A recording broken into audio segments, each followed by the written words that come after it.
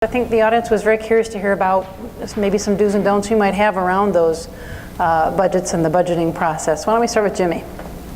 Okay, for me, I do share the budget issues with my staff, and that's worked out very well. It's, sometimes I was reluctant to do that years back, but I started doing that maybe a half dozen years ago. And what happens is sometimes they find the solution for me for efficiencies in the shop that I didn't even recognize. But we have a real good rapport about talking about the situation at hand, and the budget is always coming up each year. And the staff have actually over the years come up with some great ideas to help us with our budget cuts. So I would say share that information with your staff, make them part of the solution. If they realize that you really want their input, I think you'll find some good input from your employees, because they know they're doing the work a lot of times that could save you some money, and if you allow them to have some input, I think it'll help you a lot.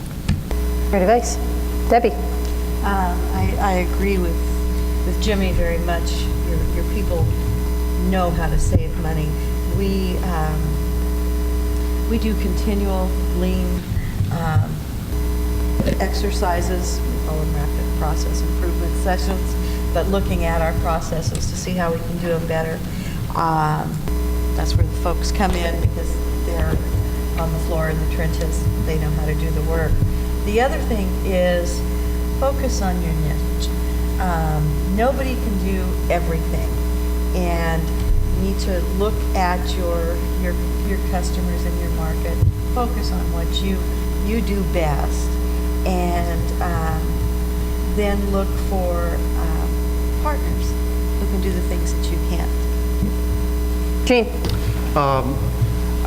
You got to continue to show your value to the organization, and the one recommendation I have is when you're doing your budget talks is finance really only cares about financial things, so I wouldn't waste time talking about quality, better turnaround times, better customer service to a finance person.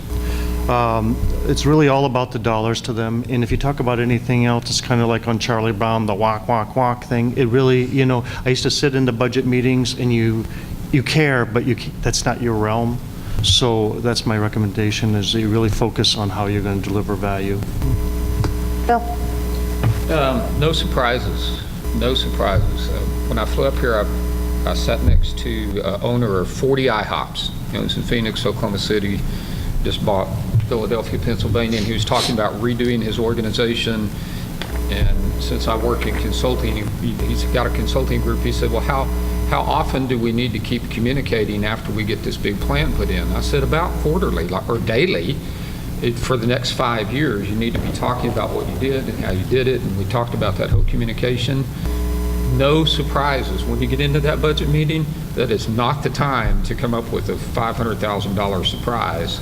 So keep that communication going all year long to the key people that you need to be, your key clients, your key customers, the people I call vetoes, very important top officers. You can also spell that V-E-T-O. They have the ability to veto anything you do, even though they know nothing about it. So keep that communication going all year long. Don't let it be a surprise at budget time. Great advice.